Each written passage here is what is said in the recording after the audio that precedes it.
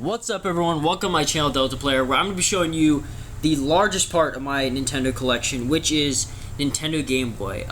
For whatever reason, these games, as a kid, I have so much, just Game Boy stuff. My grandmother used to buy me these all the time whenever I was a little brand new from the store, and it just, over time, I guess they just added up, and a lot of the games that she bought me were actually some really great games. It weren't all, sports games or some childish type franchise, but I mean, the fond memories I have of these, and the fact that she made me take care of these, I specifically remember after every time I would play these games, and I'd want to put them away, or I'd be done playing them, she would make me take out the box again, take out the little insert, put the game back in the box, and put it away nicely. So I could not thank her enough for what she made me do back then. But this is by far the biggest and most valuable part of my collection. So I figured we'd start off with a classic and just a Yoshi game. I really have no idea what this game even is. It looks like a puzzle game.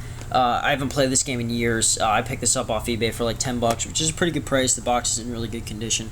Hopefully this video doesn't take too long because I'm hoping to fly through some of these, such as Home Alone.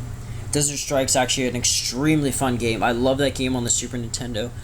Tiny Toons, Bab's Adventures. These games are all CIB. You're probably going to be hearing that word a lot. Complete in box, that's what it stands for. I get asked that question a lot, which means it has the original box, the original inserts, all the paperwork. The game itself usually comes with a little protective case, and I think that's it in the manual. The thing you see around these that is glossy, it's not. These aren't sealed. These are just protective cases. So this is the original cardboard box that they came in, and this plastic case around it is aftermarket to protect it from sun fading, scuffs, damage, anything like that. Never want the box to get crushed. But I figured we should stick to these classic old games. There's a bunch of Game Boy Advance games that are going to be in this pile too, so don't be alarmed. We have Super Mario Land 2, the 6 golden coins. I don't have these in order because I have Super Mario Land 3 and Super Mario Land, the original, should be in there somewhere. I guess we'll get to that. Doesn't really matter. I wasn't prepared for this. But yeah, these are all CIB. I'm going to try and not say that anymore, so you guys all know that all these have the manuals in them except for a select few. But it's just so cool to have the original Super Mario Lands in my collection. Here's some Game Boy Advance games. We have Pitfall. This one's actually really cool. Tales of Fantasia. Duel Masters. I have no idea what that game even is. A sealed copy of Dynasty Warriors Advanced. Frogger Adventure. Clear these out of here. I just have so many, it's kind of hard for me to stay organized. The Wild Thornberries, Chimp Chase. There's some kind of corny Nickelodeon games intermixed here, but we definitely have some classics like Tetris World. I'm trying to find and get all my Game Boy Advance games out of the way. Sealed copy of Pac-Man Collection. A absolutely beat to hell Narnia game, and an even worse in shape. It's like Need for Speed Underground 2, that it's just, I've never seen a box this destroyed before in my life.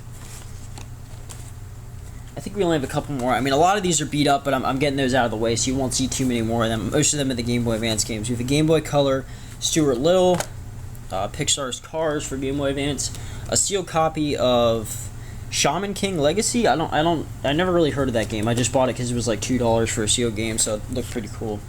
Pretty sure it's an RPG and it's made by Konami, so I'm surprised it wasn't worth a little bit more.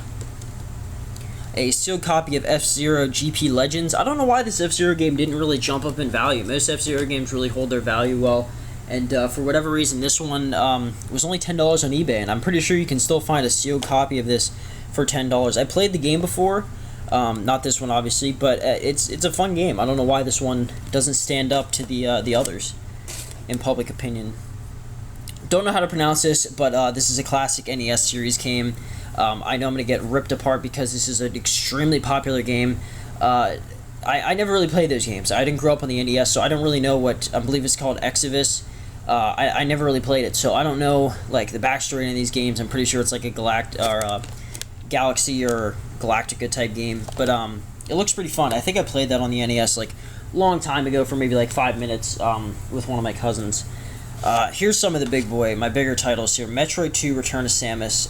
This one, I think I showcased in another video on my channel just showing the price guiding for this, but for whatever reason, these games have skyrocketed in value, like tripling, quadrupling in price lately. They're now into 3 figures, And it's just so awesome to see that type of stuff go on with your collection, because not that money's everything, but it definitely makes your stuff, like, you care for it more, and it's just so much more fun to get and indulge in the hobby whenever it actually has some monetary value to it.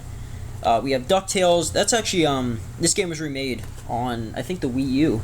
I mean, it's a Capcom game, so it's got to be good. Bart Simpson's Escape from Camp Deadly. Kirby Pinball Land. That game is extremely fun. Game Boy Color game. The Casino, that's sealed. I have so many sealed. I think every poker-oriented or casino-oriented game I have is sealed. Game Boy Star. This is the Stargate game. This one's not really sealed, but it's like has the shrink wrap around it. A Player's Choice Super Pro RC.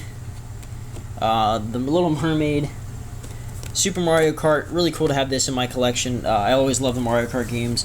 I love Mario Kart DS actually more than Super Circuit. For whatever reason, the handhelds didn't really catch on until DS, I don't think. We have Killer Instinct. That's my only Killer Instinct game I own in my entire collection. I don't own it for any other console, which is kind of upsetting. It's like an amateur move. This is like my Yoko Ono, the biggest game, the most expensive game I own in my entire collection, and it's not even like that amazing of a game. I've showcased this in another video for price guiding. If you haven't seen that video, this game typically goes for CIB in this condition around $500, and has been climbing about $100 every year. It keeps going up. If it's going to crash or whatever's going to happen with it, hopefully it doesn't happen soon, because Mega Man 4 is just, it's an awesome game. The soundtrack on it, you have to love Mega Man, basically. Whenever I found this game in my collection from my grandmother, this is one that she bought me. I was like, I didn't even know what to say, because back then it was only worth, I'd say, maybe around $120, and now all of a sudden it's $500, which is awesome. Would love to get my hands on the other Mega Man series games. I have Mega Man 1, just not complete in box. Nicktoons Racing for the Game Boy Advance. Dr. Mario. Love the box art on that one. I don't know why, just it always looked appealing to me as a kid. This big box F1 Racer for the Game Boy, which comes with it's like a 4-player Connect adapter. This is what you had to do back in the day before Wi-Fi. You had to all hook up to this center hub. You all got your individual cables. You hooked up to this, and then you could race each other on this. It's deplorable graphics for a racing game. Even back then, it was just, I don't even know how people were able to play video games in that day and age with those bad graphics. Lock and Chase, super fun puzzle game, or a maze game. I don't really know what you call strategy puzzle game, I guess. But that was a really fun game. Another Game Boy Advance. Beat to Hell Namco Museum. I mean, I'm pretty sure it's a requirement to have Namco Museum on every single console ever made. A sealed Monster Trucks Mayhem. A Game Boy Color Bugs Life. Donkey Kong Land for the Game Boy. This one's really cool because it's like a yellow game pack, which is always cool because the Donkey Kong games usually stuck with that like collector's edition yellow. Wario Blast, that's a fun game. It's kind of like a Bomberman. I mean, you can even see Bomberman on the cover, but it was the same premise. Yoshi's Cookie, and a Game Boy Color game, Portal Runner. Alright, now we're starting to get into the good Game Boy Advance games, which is Kirby's Nightmare in Dreamland. I don't really care for the Kirby games too much, but this one, for whatever reason, I remember the commercials back for this game, and it was just such a catchy tune, and it was so stupid. But, I mean, you gotta love Kirby. I mean, it's just like, he's a little pink gumball, and just one of my favorite IPs from Nintendo from that time frame. Top Rank Tennis, I mean, these are kind of the shovelware. Paperboy, that's pretty much in every console. Mortal Kombat 2, really cool. I've been seeing a lot more lately from Mortal Kombat that people have been getting more into the series, and whenever they spell it with a K, or a C, and which isn't a big deal. I know a lot of people get like worked up about how Zelda, they think Zelda is Link and Link is Zelda and all that different stuff, and the fanboys for Mortal Kombat get really upset if you spell it with a C. I don't really mind, but the only time I ever mind is if it's like one of those big YouTube channels that's like really trying to fit in and just be like, oh, like if you were in a 90s kid, like you weren't cool, and then like it's like, oh, look what happens whenever like young 2000 kids like play like Mortal Kombat, and then they spell it with a C, and it's like, dude, you're trying to prove a point to something that like you can't even, like, you're not even educated on. Anyway, mini rant. Super Mario Land, this is the original. Super cool to have this in collection too. I love displaying these all in a row, like 1, 2, and 3. But whenever I try to play this game, it's a little like wacky compared to the other Super Mario games. I don't know why. It's like they went a whole different route with this, and it's almost like Super Mario Land 2 or Super Mario Brothers 2 for the NES, where it's just kind of like weird. Everything's weird. It's like the Bizarro Mario World.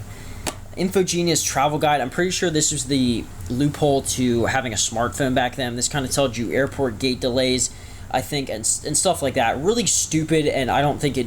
I mean, it's a cool concept, but it's just... I don't really get the point of it back then on a Game Boy. Just, it was too much information that the public definitely could not handle at that period in time. I mean, it was the early 1990s, late 1980s.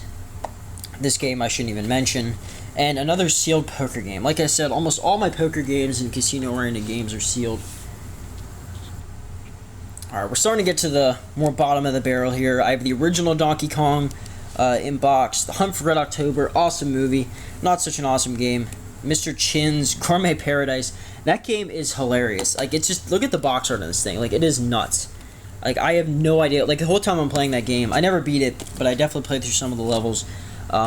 It's such an insane game. It's just quirky and fun, and I don't even know if they made any sequels to that game, to be honest, but I'm only 21, so don't expect too much out of me whenever it comes to understanding what these games were, because I was only about 4 or 5 whenever these games were out, and I couldn't really experience them to their full effect. But we have Hyper Load Runner. That game's pretty cool. Balloon Kid. That's an awesome NES game. Mars Mission. Super Off-Road. That game's on like every console. And to finish it off, we have the Legend of Zelda Link's Awakening. So that is my CIB collection, and I'm going to pause for a second and show you guys some of the loose collection I have.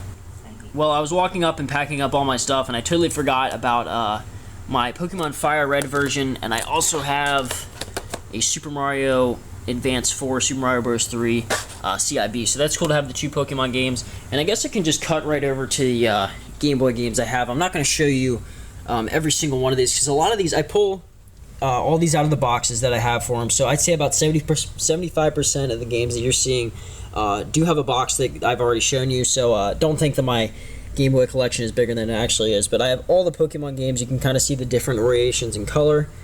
So every Pokemon game that was made cartridge version, and then up here you can kind of see some new games: Battle Tanks, Tetris, Solar Striker, Wave Race, and Radar Mission. So those all I don't have like boxes for. Yoshi's Topsy Turvy, some games you don't really care about, and the NES Remixer, NES Series games. I'm pretty sure that's it. I know the second I turn this off, I'm going to forget. I definitely have the original handhelds here for the Game Boy. I'm trying to figure out what else I missed. Let me move my Wavebirds out of the way, and I can show you guys the Game Boy collection I have, which is the Atomic Purple. I believe that's the Midnight Purple. Whatever the turquoise is, the teal version. The yellow, and I'm pretty sure that's called Berry Red. And then I have a Game Boy Pocket Silver. What else do I have? I have some Game Boy Advances here, 3 of them. The Silver, the Indigo Purple, or Blue, and Glacier. The DS's no one really cares about. And some Game Boy Advance SPs, the Crimson Blue, I think it's just called Flame, but I mean everyone calls it Flame Red. Those are all CIB. The Onyx Black, and I think it's called Platinum Silver. And I'm pretty sure that's it, guys, for the Game Boy collection and Game Boy Advance collection. You can see some, there's intermingled there. But yeah, that's pretty much it. So I'm glad I could share you guys with my massive Nintendo collection, a small part of it. The entire bottom shelf got cleared out for this video. And definitely leave me some feedback, guys. I'd love to hear what you guys think. And like, share your collections, what you guys have, what you've been collecting, any big scores you've had. And I hope to see you guys soon.